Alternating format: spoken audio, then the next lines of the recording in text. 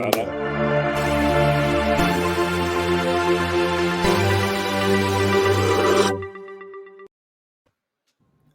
Metal Resources is an AIM-listed multi-project commodity group with 14 project packages across 3 continents. The company is targeting 10 precious base and strategic metal projects and is in the process of spinning off several key projects into separate IPOs. I'm joined once again today by Chief Executive Paul Johnson. Paul, how are you today? I'm good, Alan. How are you? I'm very good, thanks. Very good indeed. It's been a busy few months. You've issued several updates and releases on projects since we last spoke. And of course, firstly, I want to look at the FDR Australia acquisition. You acquired 100% of FDR Australia. This holds the Paterson region interest and, of course, the new Celta uranium and rare earth asset. Sure. Can you tell us more about that? Yeah, no problem. We originally did a transaction over a limited number of license applications, mainly in the Paterson region of Western Australia. There were some interesting deep cover targets in the projects and in the license areas. And we've done work over 2021 looking at those various techniques to identify how good are those targets. And that work has really impressed us. And in the end, we decided we had to go and acquire the entirety of this project package. We were originally looking at 75%.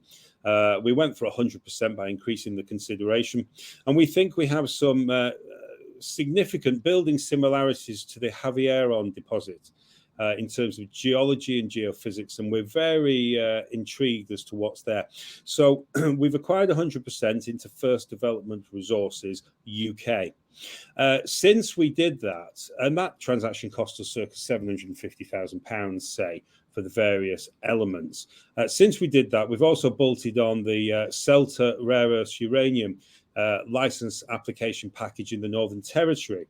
And interestingly, what we did is we've paid for Celta solely through the issue of additional First Development Resources shares. So we're using the spin-out vehicle, FDR, and we've acquired other interests using its stock. Now, some people will say, well, that's dilution. Well, yeah, it's dilution in the operational vehicle rather than the main PLC atop Power Metal Resources. And we put a base valuation on First Development Resources of 2.5 million prior to the Celta acquisition, which means that what we effectively spent £750,000 on, the FDR Paterson region projects, that value has increased to 2.5 million, and we bolted 500,000 additional consideration on to acquire Celta. So it's now building into a very valuable package, which is exactly what we want to see pre-IPO. Excellent. So I'm going to jump across to the USA now.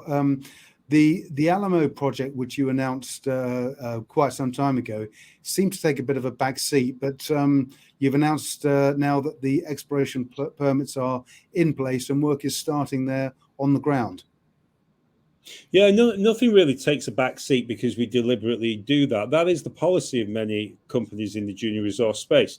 You know, they have one project that they tinker with, and then the rest of it they just leave in the background as options in case the first project goes wrong. We don't really do that. We try and push as hard and fast as we can across our entire portfolio. But by definition, there will be those projects that, for various reasons, and in the case of Alamo, it was permitting, they take longer to come to the next stage than you would like.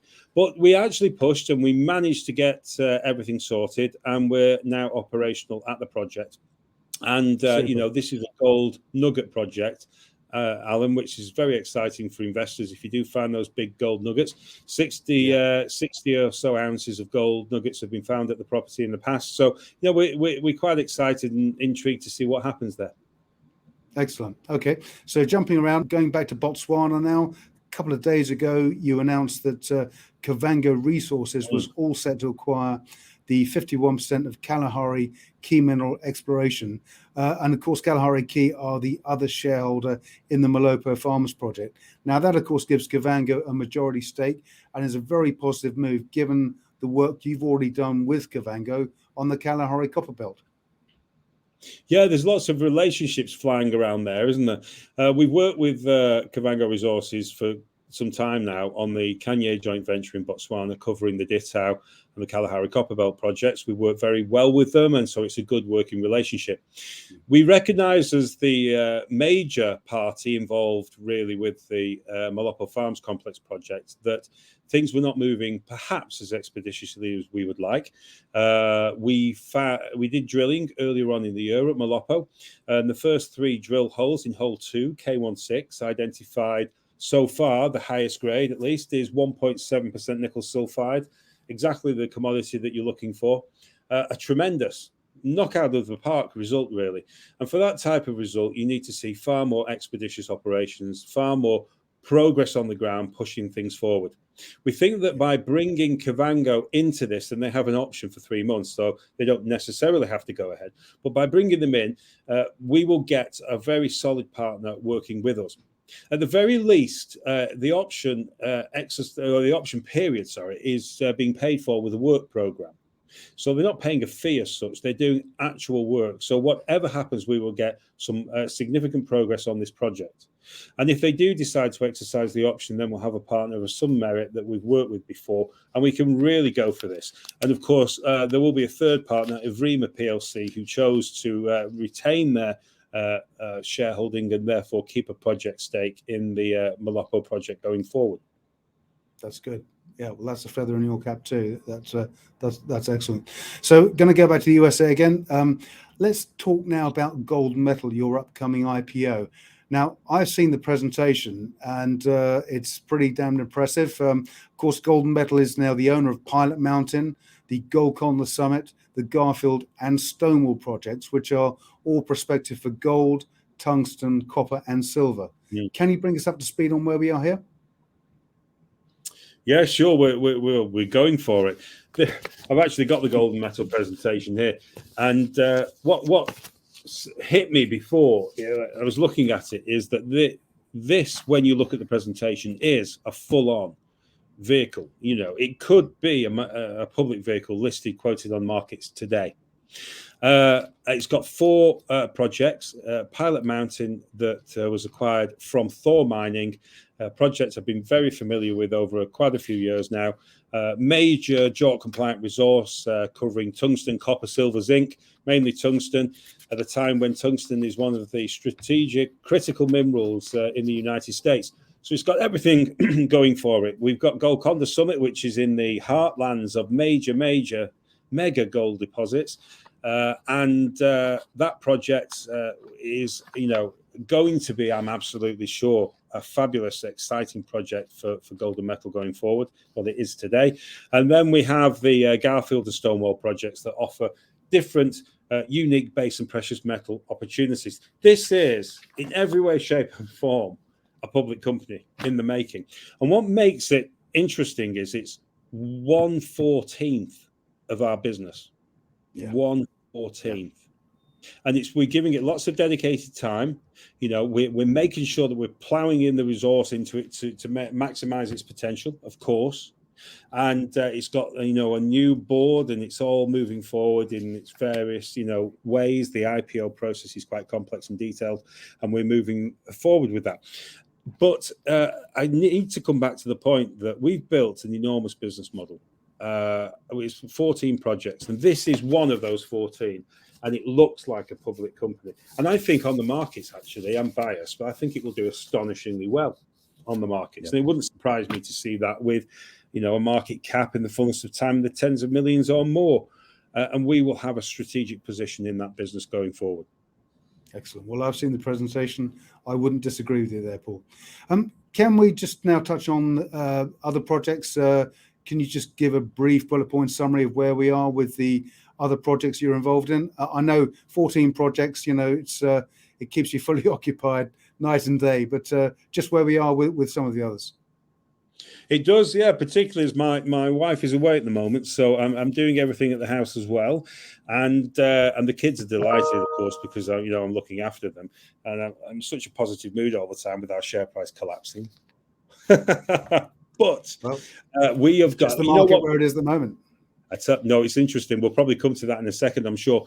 If you look at all of our RNSs now, at the bottom of the RNS in the notes to editors section, you will see a full list of our projects that are project exploration completed or underway, where we are effectively waiting for results or results are impending. So you can kind of get a full update from each RNS. It's updated on every RNS.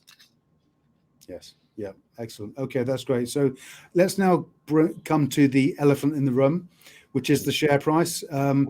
Now, I was speaking to another company recently. We were discussing the same issue because it's affected so many resource companies.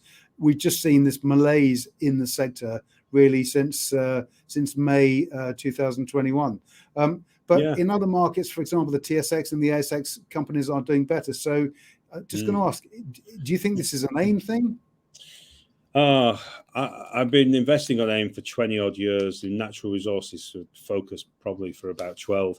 You do seem to see a bit of a lag in AIM junior shares. They do seem to play catch up. So TSX moves first, ASX, and then suddenly AIM comes to life. Now AIM is disproportionate. It's a market maker based system. So I think you see lower lows and higher highs, in our market compared to the others. I think the moves are violent and very, very fast. In our business, you can be down in the dumps for a while, and then all of a sudden, 3 weeks later, you're king of the world again because the share prices have gone up 3 or 4 times. I think we're coming to that kind of phase soon because the market valuations of some of these stocks are ludicrous. Now, I'm not really supposed to comment about the power metal price, and that's for good reason because, it's all right saying that we're undervalued now, which, I mean, quite frankly, we are. It's obvious, given the extent of what we have within the business. But then there will come a point, I'm sure, when we ratchet the other way, shoot high, and then the same question will be asked. And if I think it's too high at that point, I can't say. So we have to keep it generic. But I would say, looking at a basket of companies in the junior resource space in London, we are pathetically undervalued. And that either means that the global metal prices, nickel, copper, cobalt, lithium, uranium, gold, silver, whatever you want, those global prices have to collapse, not just fall, collapse, to make the junior resource company valuations today justifiable. Well, honestly, it ain't going to happen. The metal prices will move around, but a total, utter collapse is not going to happen in the metal prices, in my view. So that means that the juniors have to play catch up. The market disconnect between the juniors, junior resource companies, and the very successful metal markets at the moment will close. And when it closes with savage brutality on the way up. And that means that the people who are there panicking today, selling stock at 1p that they bought previously at 5, are going to have the second painful experience where that 1p stock becomes 15. And they will then think, blimey, if I just held on a bit longer instead of, being pushed out of that position, I'd have had X amount of money. And we are playing that game. And you should only put into our market, Alan, money that you can afford to lose. I mean, it's a speculative market. I think my company's amazing, Alan. I think it's got a brilliant portfolio. I understand the stresses of the market and why people may feel pressurized to sell. But on the assumption that people have put money into my company that they can afford to lose, in other words, they don't need it to pay the bills tomorrow, then I would hope that they will see this period through, and then hopefully benefit tremendously when the sector runs the other way. And one final point, because I could waffle on for hours about this, but when the down phases come in the junior resource space, all the companies seem to get dragged down and treated pretty equally. The quality companies and the crappy companies are all in the same boat. Where it kicks in, if you're a quality company, and what I've seen for a dozen years now in our space, is on the upside. Because when the tide comes in, all boats rise, correct. But the quality plays disproportionately rise compared to the crappy ones. So if you want the best returns in our space overall, and I say this as a private investor, these are the times to hold and buy when the sector is under pressure, when the sentiment levels are on the floor. And then hold for more positive market conditions when the quality plays will outperform the crappy plays, and you will make significant and disproportionate amounts of money. We live in the field of dreams, where people can change their lives in the space of a few weeks when the sector kicks in, actually, but certainly in the space of a few years. But to do that requires you to go against the herd and to behave in a way that the masses and most people on discussion sites, on Telegram groups, on private Twitter groups, and all the rest, directly opposite what they're saying. So if you read negativity, you're on the cusp of something special. Exactly. And let's face it, Warren Buffett's strategy was to buy when there's blood on the streets, and look how much money he made. That's the key to it. But I think in order to succeed, you also have to have a range of quality projects. And I don't think, with 14 projects on the go, you just take one of those projects, comes to fruition, it's going to dwarf the current valuation of the company. And I think that's the exciting upside, certainly for Power Metals. Alan, at the moment, it feels like we're in a penalty shootout, and we've got 14 balls. In some respects, on some of our projects, it feels like the opposing goalkeeper's missing, having a cup of tea on the side, and it's like we have an open goal. We've been able to assemble a quality portfolio, the like of which, when I started this business back in February 19, I thought we'll pick up some good stuff, because over the years I've been able to do that.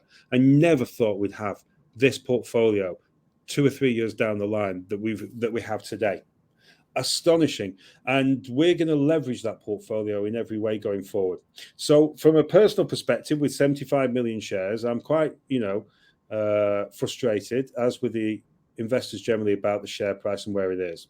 I'm not worried in the slightest. We've got working capital to deploy in our business. We've got phenomenal projects, an amazing team, absolutely amazing team that have come together really over 2021, in fairness, and we're going to go for it. So for the rest of this year, we've got a whole month left. It's a long time in Power Metal land. And then going forward, we're going to be pushing as hard as we can. I think we're waiting 9 sets of results at the moment, by the way, from our exploration work. So it's going to be a busy period all the way through December, Christmas, and into next year. So much to look forward to in 2022. Paul, it just remains for me to say Merry Christmas to you and yours, and a happy and prosperous new year. Paul Johnson, Chief Exec of Power Metal Resources, thank you for joining us today. Thanks, Alan.